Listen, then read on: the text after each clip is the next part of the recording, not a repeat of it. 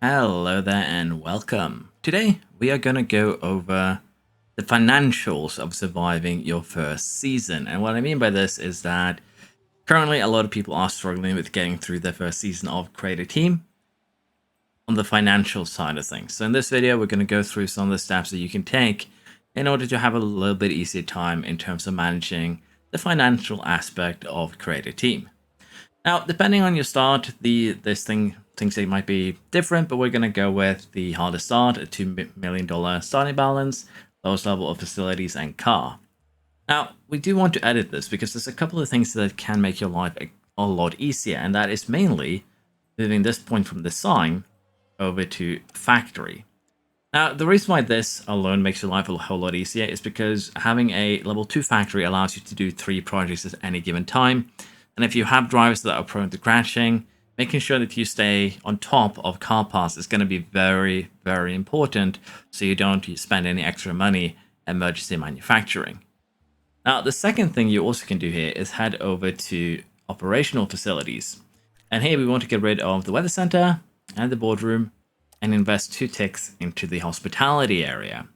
Now, the reason for this is very simple. Hospitality is basically the strongest building when it comes to marketability, and this is going to give you a very, very strong early boost in order to get yourself a little bit of a better sponsorship in the first season. Straight up the fact that it usually will give you access to Pharaoh Energy, who is a pretty good sponsor that has decent upfront, decent engagement, and decent race day payouts. As such, they're actually a really, really good choice for your first season, and I'd recommend you pick them.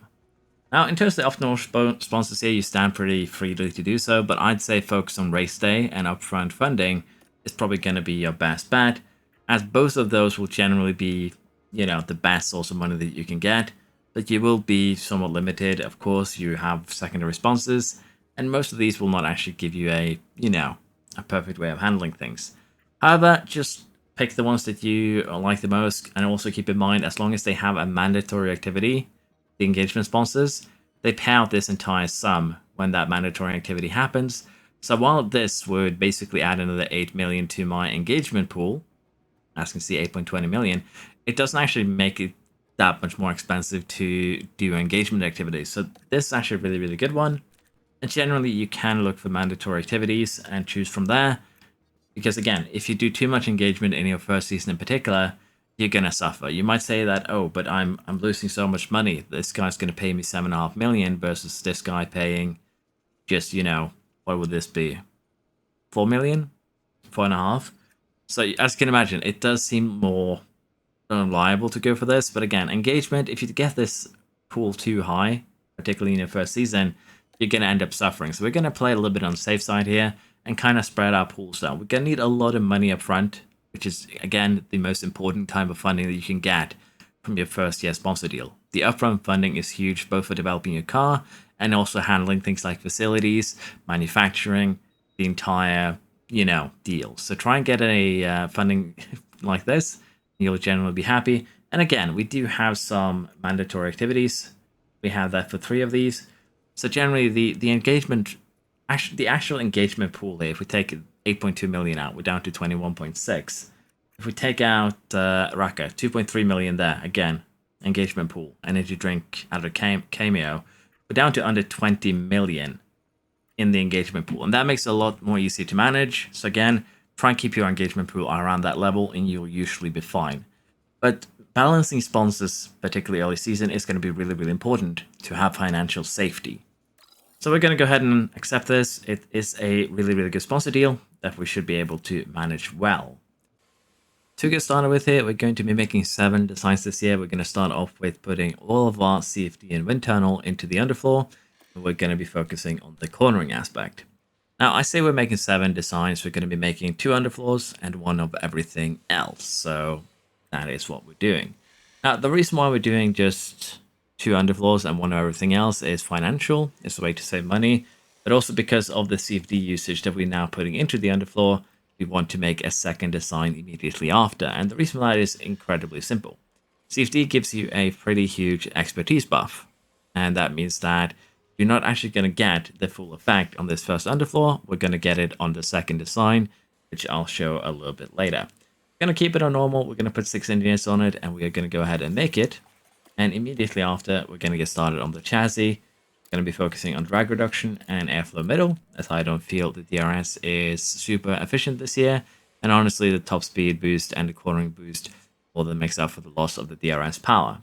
Yeah, we're going to be putting 4 engineers on this project, and once we get more money, after we've accepted our sponsor deal, we'll take 2 engineers off and get started on side pods and suspension. Because there's literally no point in doing any more than that, because you're not going to second. But yeah, for your first, as you can imagine, we're going to be spending our money very carefully, because we already have just 65 million of the cost cap remaining, which is not a lot. We've already spent 70 million this year. So as you can imagine, you need to make this last the entirety of the season. And in manufacturing, research, development, all that kind of things, they cost money. So you're going to have to play it very, very safe. Now, in terms of the sponsor plan here, as you can see here, we still need 4.8k engagement there. And that can be very, very hard for a small team like this to reach. So particularly for the first 3 races, having your driver performance rating go down wouldn't be a terrible idea. But it does, of course, open you up to a risk of crashing. And generally here, you might even struggle to reach that first engagement target. As you can see here, we are actually kind of struggling. And our engagement here is a little bit higher than we'd like. And again, the number here, 2.18 million. It's basically, again, you take away all of the mandatory activities, and then you get your actual engagement number. So that is actually correct. And as we start performing a little bit better on later in the season, it's going to get a little bit better. But as you can see, we start off with negative mentality. That's not really a surprise. It is something you're going to have to deal with basically with every creative team. So this isn't really a big deal. Now, again, for the first couple of races here, until we get our first projects done, if we take a look here, we're going to get our first project done after Jeddah. We're going to get the chassis done before Australia, but probably not going to use it before Japan. For the first 3 races, you're not actually going to be using any parts, but I'll go over that as we get into the designs. Let's go ahead and talk a little bit about the race weekend, because it's also one of the ways that you're going to be saving a lot of money. Now, generally, if you're going to be playing the race weekend yourself, I'd recommend you go ahead here and underfuel to the maximum for both cars. The idea behind underfueling is pretty straightforward and simple. I'll get into it in just a second. We also probably want to use strategies that are, slightly better than what the AI is cooking up. But again, it's not a big deal if you can't find any. It's not the end of the world, let's just put it like that. But yeah, we generally want to try and make a decent strategy. We want to underfuel. But more importantly, what we also want to do here is actually change a couple of things once we get into the race. And we're going to get that sorted just now. Now, particularly for these first races, you are not going to be performing well. You are going to be finishing, last and second to last, most likely, unless you have amazing drivers. And it's going to stay that way until you get a little bit of development done. So let's talk about how we can avoid crashes, or at least do our best to have our drivers be a little bit more stable and a little bit less likely to crash on, well, at first chance. So the driver confidence is one thing. As you can see, it has an effect on the chance of incident, and generally we want to keep this high. We don't want to overqualify the car. There's no point in doing so. You'll just get overtaken immediately, which will lower confidence and thus increase the chance of crashing. On the other hand, we can actually go into the tactics menu here. And here we want to do 2 things. We want to put the overtake aggression too low, because it reduces the risk of spin, lockups, and corner collisions, which can be very costly. And we also want to set rarely defend on.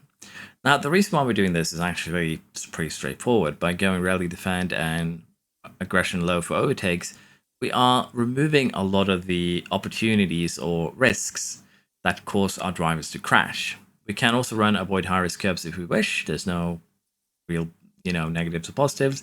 Generally, you might want to do so if you're trying to save more of your engine wear. But we've already kind of taken a step there by underfueling as much as we can here, and then going full on conserve. Now, the reason again why we are going conserve is pretty straightforward. It's actually one of the fastest strategies that you can employ in this game. And what I mean by this is that I've done a little bit of testing, and fully underfueling and running conserve for the entire race is generally going to be faster than if you say overfueled and pushed, if you did anything and pushed. And as such, as you can imagine, it's actually quite valuable or quite a good idea, really, to just go ahead and put your car on maximum underfuel and run conserve. You can underfuel, negative. You can underfuel but have an extra lap, so not all the way. One take away from away and push for the first couple laps here. But you'll make it till the end while you're underfueling. And here's the interesting part. If you go into your lap history here and check car condition, you can see that we started with 91.1 kilograms. Leclerc started with less. Piastri started with less. Verstappen started with less. So did Russell, Ocon, Albon, Sargent, Hulkenberg. Everyone here, every single one of the AI has gone for maximum underfuel. And the reason they do this is twofold. For starters, it is the fastest strategy for most tracks. But secondly, it allows the AI to not degrade their machinery as much. And again, it's a way to save money. And again, depending on your drivers, I have, 60 rated drivers here for this one. You're probably going to have, be more in the midfield fight, be more in, other things that could cause you issues. But just taking these steps is generally enough to avoid a lot of silly incidents that can become very costly over your first season. So do keep that in mind.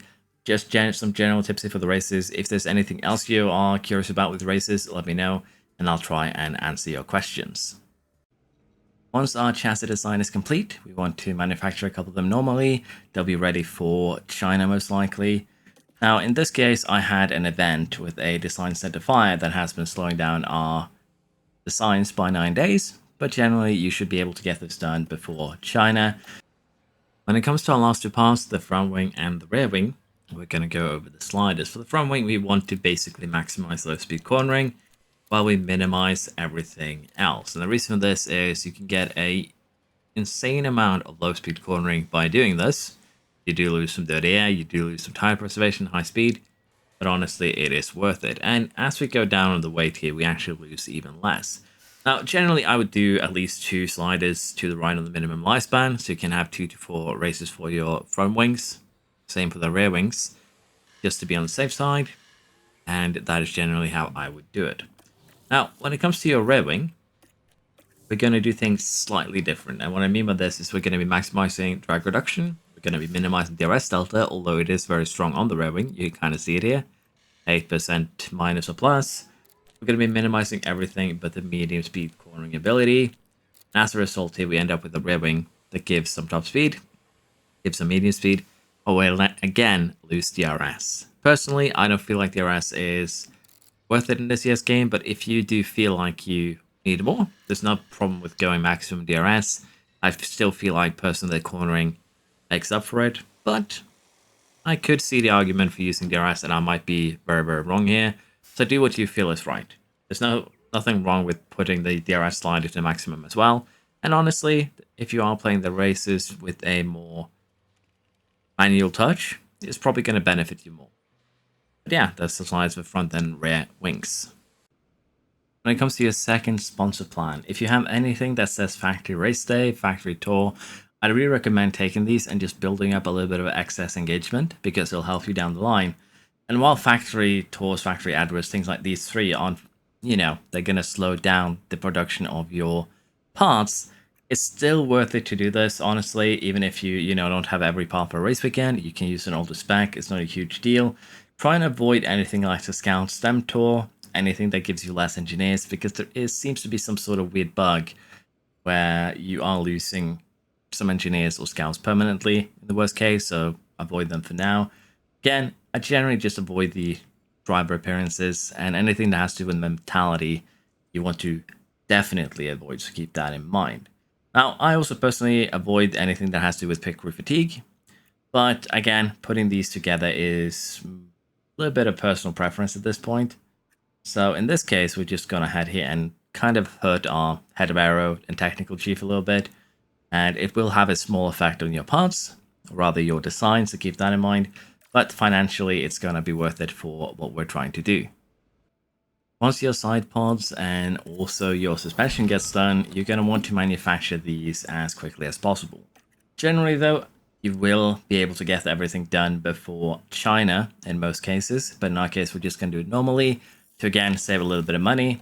And also because we are a little bit limited with our manufacturing slots. But again, if you don't have the design event that we got hit by China, you should basically have a new car that has a new underfloor, chassis, sidepod, and suspension. And by that point, you should be able to gamble a little bit higher in terms of race rewards, which we'll take a quick look at. Now, before that, though, we are going to want to do one other thing, and that is make that second underfloor.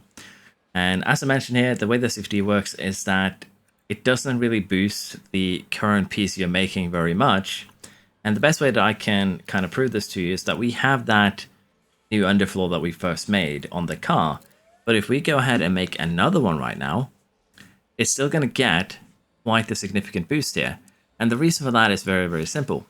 The way that CFD and wind tunnel time work is that they boost apart a little bit, yes, but the biggest boost come from the expertise gained. And to get that actually realized into the car itself, you're going to have to go ahead and make a second part, which is what we're doing here with the underfloor. And we're going to do that exact same thing with the front wing, because as you can see, these numbers are a pretty decent boost. And even if you want to here, you can switch it around and get a little bit of that top speed back, be a little bit more competitive there. But as you can imagine, depending on how you kind of handle things, how you do things, you can get a pretty decent boost for your car by using CFD time, as much of it as possible in each part.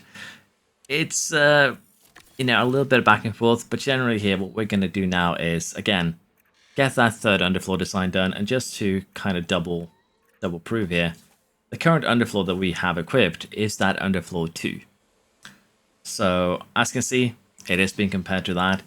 And the way that we are handling, again, the CFD time, is that we're not going to design any more parts except for one more front wing at this point. We're just going to use these 6 parts, and then we can start manufacturing, building up a little bit of a, a little bit of extra storage, which we'll go into in a little bit. But before that, let's just take a look at what we can do now in terms of financials due to the increased race performance from us boosting cornering on these parts that we've made so far.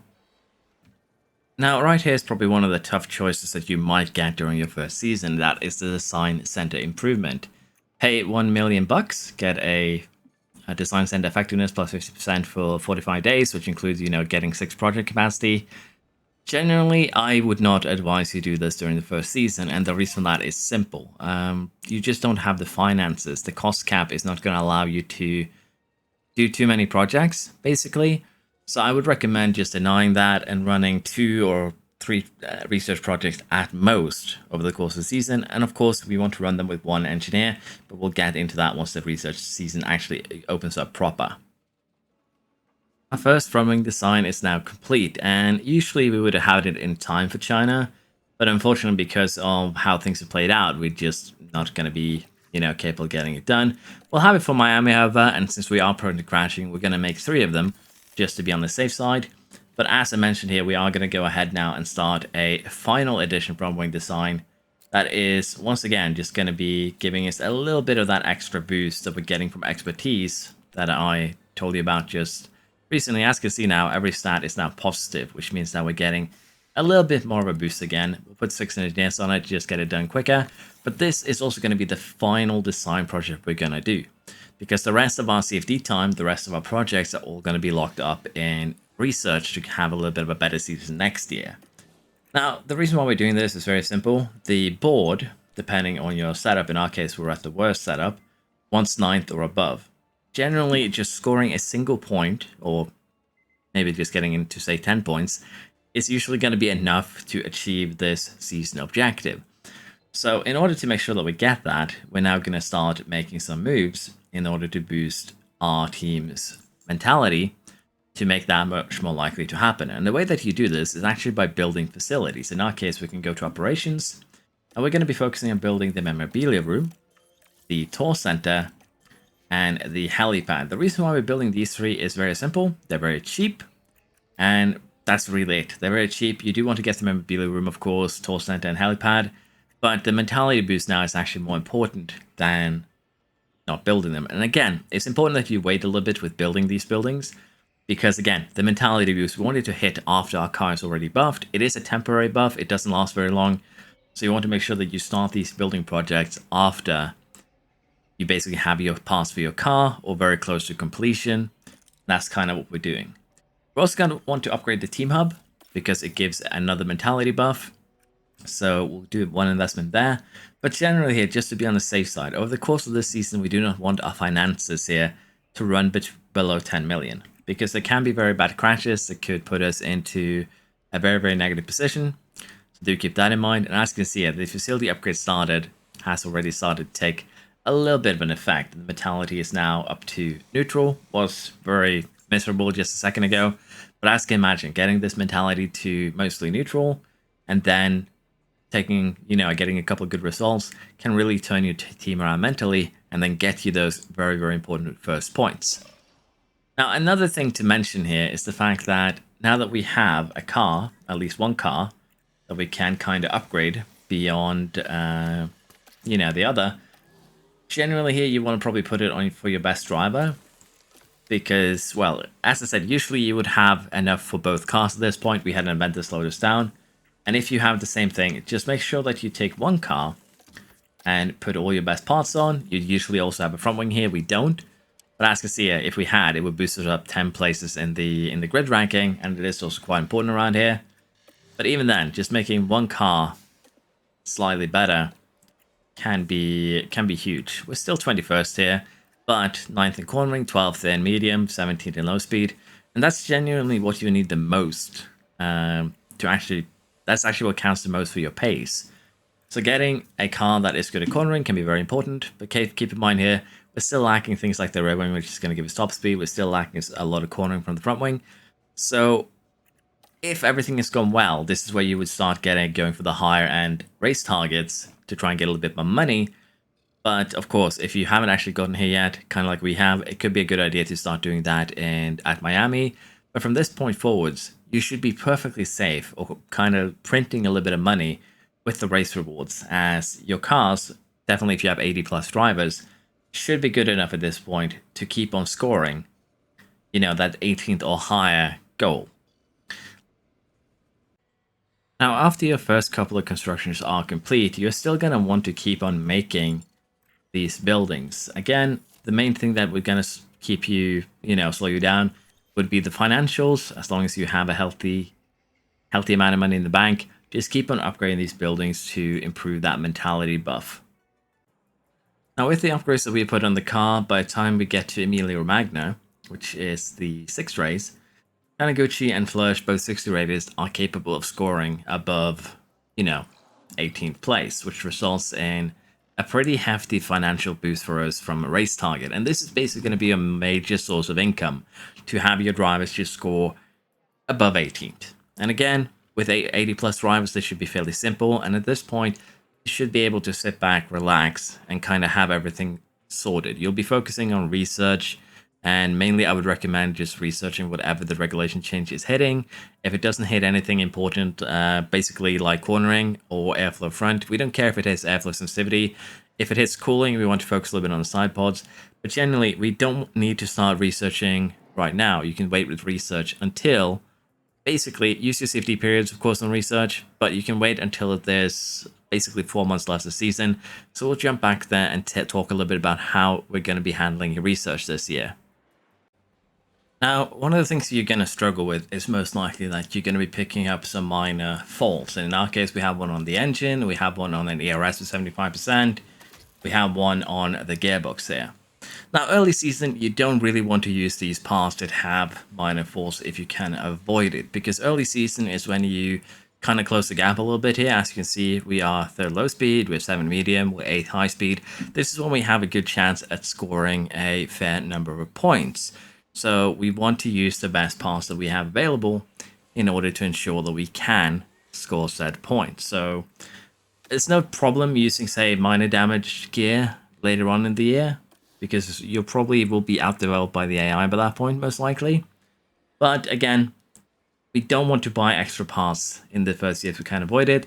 So if you need to, and you have to, use these damage parts later on. Also, in terms of your warehouse here, we're just going to go to this screen because it's actually easy to see what we have in the warehouse. I like to have 4 of each part at any given time, which means that whenever we switch something out, we go ahead and manufacture a new one. If you don't have any manufacturing jobs going, you can always start just manufacturing an extra one if you see, say, a high risk on any part. That way you'll always be on top. And I also like to keep just 6 front wings. It just makes life a little bit easier. That this way you rarely, if ever, run out of parts, and it just makes the management a lot easier. Now, once you get to the last 4 races of the season, it's fine to not make new ones, but I'd still try and have at least 3 on hand just to be on the safe side. But again, it's a way to save money towards the end of the year. Now, at this point, however, you are probably going to be looking at your finances again, and we have a fairly high amount of cost cap remaining. We're going to be spending about 7 million of this on our facilities upkeep, and you can kind of go down this list to get an idea of how much you're going to be paying for different stuff. In our case, 2.3 for the staff, 2.4 for engineering. Let's say 3 million here altogether, plus 7 million here. So we actually have about 28 million remaining of the cost cap, and this also includes, of course, the manufacture of any new parts. Now, at this point, of course, you can start doing a little bit of research, and we've actually done one project. In our case, we've gone ahead and done a suspension research. And again, this is with CFD time, because we're getting hit with a type preservation or cooling change, as well as an airflow change. So we've gone ahead and used it on the suspension. But generally, what I would, again, just recommend here is until you get to the end of the year, say the last 3 months or so, when you have a little bit of a better view of your financials, you don't really need to start doing research. You, of course, always want to use your CFD time because it is huge. But depending on what the regulation change is hitting, in our case here, it's hitting airflow sensitivity. And as I mentioned, the airflow front, the tire preservation, which is also, again, goes under cooling, I probably recommend using your CFD time on the suspension. Again, tire preservation and airflow is pretty strong. I'd probably also put in one on the side pod, just because it's going to make the next year a lot easier if we can get the engine cooling up. But other than that, you're kind of free to choose and pick depending on your regulation change. Of course, putting a CFD period on your front wing and the last one on your rear wing would probably work fine here. But again, do your research depending on what would benefit you the most. And also, researching for rear wing and front wing is basically twice as expensive almost as doing any of the other 4. So CFD on your front wing and rear wing is very, very efficient for that reason. So try and get at least 1 period in on each of these parts if you can. But yeah, that's it for the research. There isn't really much more to see here. The main thing now is just making sure that we survive, we handle any crash as well. So if there's any crash this season, we'll go over it.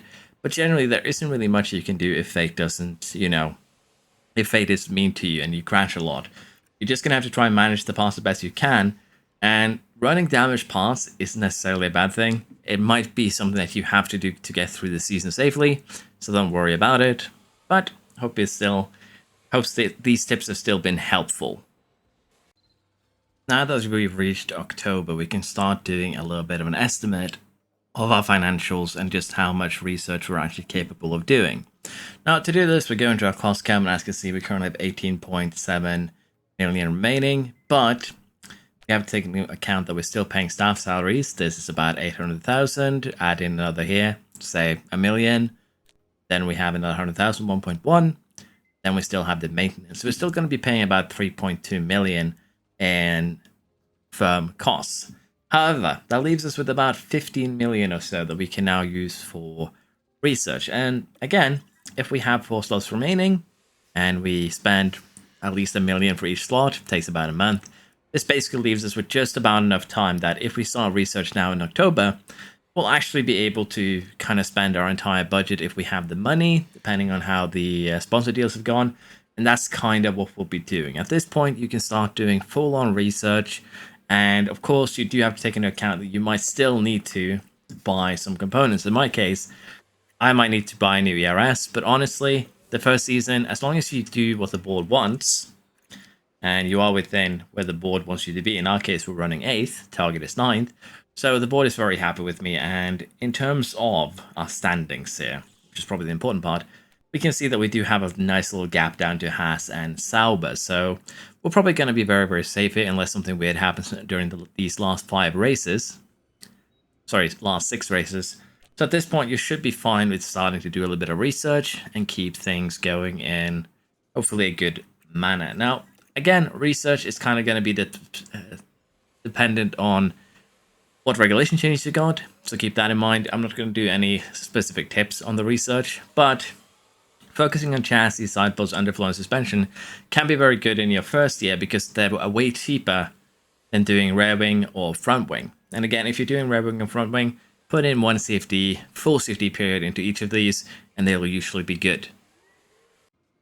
And here we are, end of the year. And if we check our finances here, we have 4 million remaining, which means that in this case, we've actually been a little bit too careful. We could potentially do 4 more research projects, but depending on your drivers, having a little bit of buffer can be a good thing because braking, cost cap, losing Blows Fate could be pretty bad. So do keep that in mind. We've been a little bit careful here. Another tip that I would also recommend is probably to try and upgrade Hospitality Area to level 3 before your second season, because again, helps marketability, helps you get better sponsor deals, and that entire shebang. But generally here, just kind of playing it safe with your finances. You don't need to develop every second. You don't need to research every single second. And honestly, if you do that in your first season, you're going to end up going bankrupt.